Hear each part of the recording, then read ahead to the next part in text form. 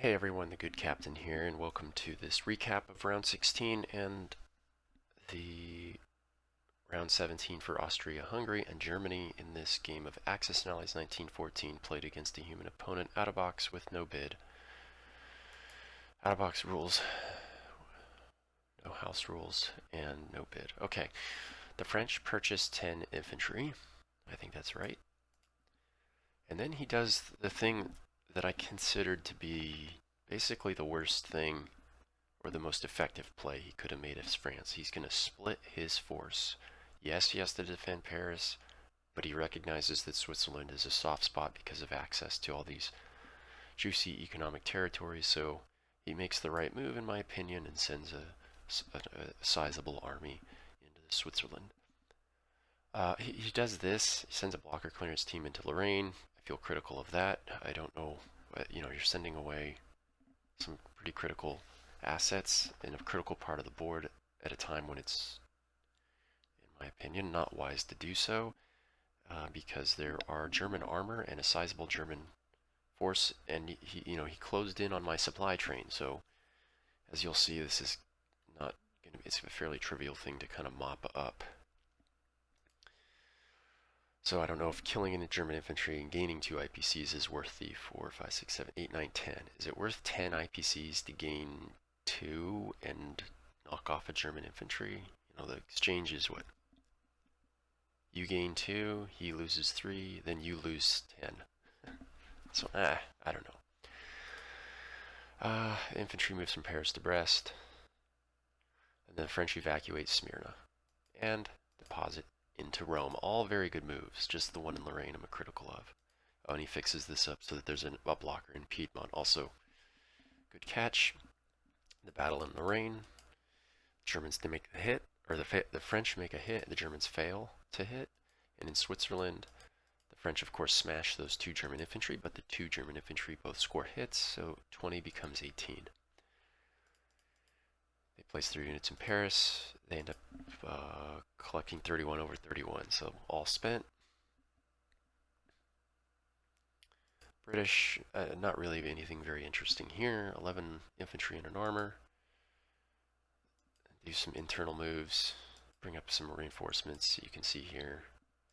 Standard stuff all around. Usually there's 2 British transports out over there. I don't know why he only has 1. Okay. Yada yada yada. Okay, so he loads up the troops in London and then relocates his fleet to Wales and lands in Brest. This is, of course, because of the German push down the coast. What did he edit? It just went on and off.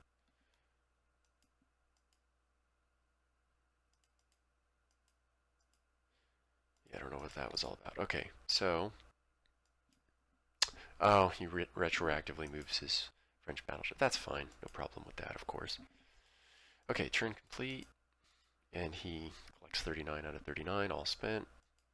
Ottomans place 3 in Constantinople. Nothing happens, all spent. The Italians buy 4 infantry, place them in Rome. Collect 11, and they'll have 12 for next turn. So that's 1 IPC. And this is interesting when it comes to counting up who has more in terms of the board economy. The Americans spend all but 3 IPCs. And after some many complicated maneuvers here, they essentially shuck push into Spanish Morocco, and then shuck push everything in Spanish Morocco into Rome. Okay, so nothing new or exciting there. They place a blocker in Naples, blah, blah, blah, blah, blah. Okay, so a lot of housekeeping. So let's take a look at the current game. So the Central Powers are 1263, Allied Powers 1372. So it looks like the Allied Powers still have about 100 IPC more. And that's their best look. All the powers of Entente powers have gone. This is as good as it could look, and they're I guess they're +6 more because of these neutrals in Albania are actually French. So they're at 178. So they're 115 IPCs above the CP. But when you account for the naval disparity, I I think we're ahead by TUV on land, to say the least. And then when it comes to the resources, we have to minus out the one that the, I guess if you're going to minus these out, you add them to the TUV value, but big whoop. So they're plus 19 on the board if they had spent all their money. Otherwise, this is 106. They have 106. Again, that's the best snapshot they have. All the Entente powers have gone. Central Power is 105. So even after they've all gone, I'm only one IPC down compared to the CP's only down one IPC. So I'm pretty happy with the current situation. But he did make some good moves, and these are the moves that, for the most part, I think he played France very well. I think he missed an opportunity with the United States, but let's get into it.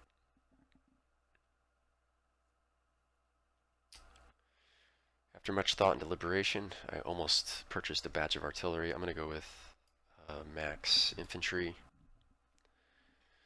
Should be this late in the game, prepping up for these big battles. All infantry is kind of my thing. I think it's the best play all around. They're the most versatile unit. And Austria-Hungary combat move. Okay. So after a lot of thought and deliberation, more than any turn in like the last 10 turns of this game, this is what I've decided to do. Send a pair of infantry into Piedmont to force them to commit to clearing it with the French, or risk losing the IPCs as the Italians on the Italian turn. And there's like a 54% chance we pick up the 3 as Austria-Hungary. Okay. And then over here, I've decided to move 5 artillery up into Venice, all 7 armor up into Venice, 2 infantry from Venice to Tuscany. So I'm transferring some combat power, and we're going to go over all of this in a moment. I'm transferring 1 fighter from Serbia to Venice. The Tyrolean infantry goes to Venice. 9 infantry go to Venice. So we're looking at 1457. That's about as thin as I'm willing to risk making it. This artillery from Vienna moves to Trieste, and then we're going to do an infantry push from Trieste to Serbia. Oh, that's right, I'm bringing back this artillery. Decided to kind of take a risk here. And then all the infantry in Serbia are going to go to Bulgaria, and everything in Bulgaria goes into Constantinople. So I've got my next setup. I'm going to push probably another 5 infantry from Austria-Hungary into Constantinople to try to maintain that stalemate. We still got a good amount of dead zone power on Sevastopol. I'm putting 3 infantry in Tyrolia. This is not just a blocker force, this is a deterrent force. I'm hoping... There's actually an argument for just 2 infantry, isn't there? Yeah, let's do 2. And then 10 down into Trieste. So in case it wasn't obvious, the what we're trying... Oh, whoops, I forgot to do this. Remove these. We're going to just maintain the stalemate in Albania. Put those back in afterwards. So let me just done this out, because I know this is what I'm doing. Just customary click through, just to make sure I got everybody. Yeah, done. Ah, sad. Okay, at least he didn't hurt us. Okay. So here is the skinny. Okay, so I can't I wanted to move all my combat power into Venice, but I can't actually do that because the Americans, this weird setup with the Americans has it's so wonky with all these transports and with all these Americans spattered everywhere in the Mediterranean that a amphibious assault cannot be ruled out. Right? He has 9 transports. Yeah, 9 transports that can be basically loaded up and have 18 pieces added to the 20 7 that are already in Italy, that is a attack force that cannot be disrespected. And I leave 9 artillery to deter that, yes, but the Italians can create a contested zone and prevent my artillery from shooting at the amphibious assault that's would be coming. So I had to leave enough assets in there to deter an Italian attack to create a contested zone, and in turn deter an attack by the Americans amphibiously into a contested zone where my artillery would not be able to shoot. In other words, he could do a double tap attack, and at least in this way. I doubt he'll do it. Piedmont, we went over. Switzerland attacking Venice, not off the table, but it's to his disadvantage, and if he moves in there, obviously there's plenty to pull from the surrounding areas to crush the French army, which is what I intend to do. I've also pieced this out that not just on an average roll, but on a above average roll, we shouldn't lose any core units. I shouldn't lose a fighter, artillery, or any armor. Worst case scenario, I should be able to retain 1 infantry. I don't think he'll get more than 13 hits. Again, even if he does, that's the end of that French army. Plenty of assets in the surrounding area. If he moves to Tyrolia, pretty much the same thing. We've got plenty of assets to beat down that the French army that would push in towards Vienna if it did so. So it's all about board control, just controlling the board, gaining where we can. And even more specifically for me, it's about the CP gaining control of Switzerland. That territory needs to be got. It's only worth 1 IPC, but its strategic importance is of a much higher value. So we're working this area of the board now. I'm going to use Germany and Austria to sort of work this area of the board. This is where my initiative is, my tempo is. This is where I want to convert. I want to gain ground here. Yes, I was talking about going for Rome, but it's too dicey. It's still in my favor, but it's so easily reinforced by the Americans and the Italians that I just don't want to get into this slog down there when there's so much to be gained elsewhere, so much lower hanging fruit to square up with. Also, so I'll just go over this real briefly. I'm going to take Switzerland, Lorraine, and then you know what? I'll wait and let's do the German turn. It'll make more sense. Let's do this.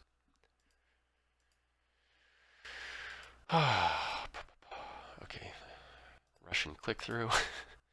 All infantry for Germany. That's 18 infantry.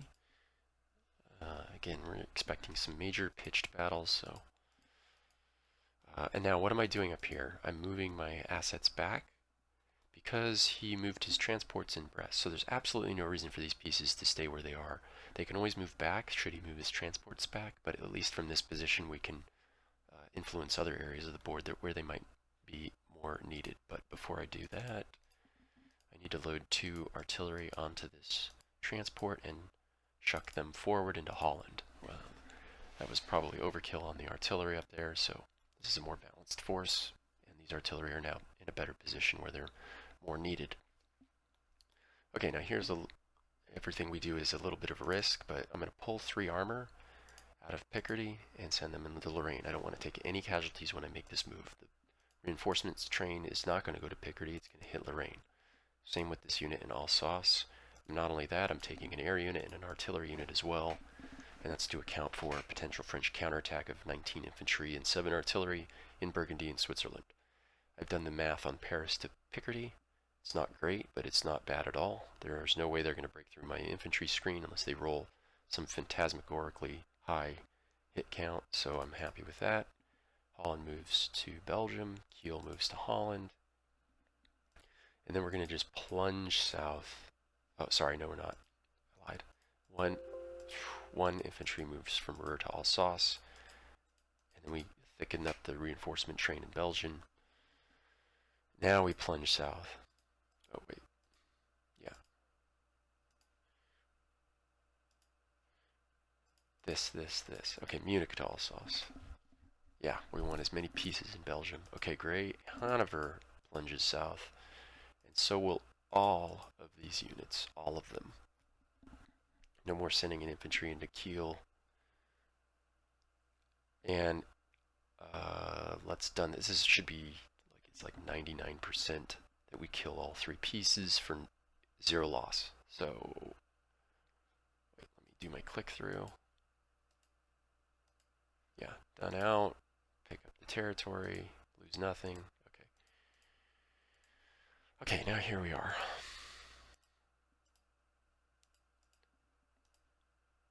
Okay, so here's the deal. Alsace is a dead zone. He moves. If the French army moves to Alsace, they're dead. The best move, kind of, I don't know, if he wants to attack either Lorraine or Munich, right? Both of them, well, Munich is at least a positive tub swing. And then there's only a 15 infantry, 2 artillery attack that can hit Munich. And that's why I brought this fighter into Lorraine. So I want this I've already mathed this out, but the 2 artillery supported by the artillery air power will boost that attack to something like a break even. I don't care if they move Munich, that's fine. They're in the middle of my reinforcement train. They're going to get absorbed. Virtually everything else is sort of negative to his. It would be to his detriment to attack. He could hit the dead zones, but that'd be the end of whatever was sent there. What I think he should and could and might want to do is try to get out of there. Anyway, he exposed this French army, and I responded by putting a ton of pressure on Switzerland. I don't know what he's going to do. Will he sacrifice the army? Will he try to save it? Either way, I've tried to flip the tables as much as I can. That army is now at risk of being destroyed, to not much advantage to the Entente side. So that's the idea, and the long-term effect here is that I'm obviously now putting a pause on the assault on Rome, perhaps permanently. One way to beat the game as the CP is to flip Marseille. Once Marseille gets flipped, this mine flips, and then it shuts down transport operations. And with the mass amount of transports for the Americans floating around and flying around down here, that would hasten the concession. So that's kind of what I'm working for. Board control in the center of the board. We want to soak up all these territories here, get down to Marseille, and I'm going to do this by shifting the Germans into Burgundy. Once the Germans get safely into Burgundy, which they cannot do this turn because they would have been smashed between these 2 French armies, but perhaps next turn, once they're in Burgundy, Marseille should fall the following turn. Once Marseille falls, the mine flips. Once the mine flips, the reinforcements stop coming. It's just not statistically, it makes no statistical sense to carry on. He'll have to shift his, it should fall, it should collapse like a house of cards at that point. And that seems less risky than just beating my head against Rome, which is going to be constantly reinforced by just a massive Entente troops. So we'll see how it goes. I didn't cover every aspect, but that's it. Thanks for watching this. All the best from the good captain, and bye-bye.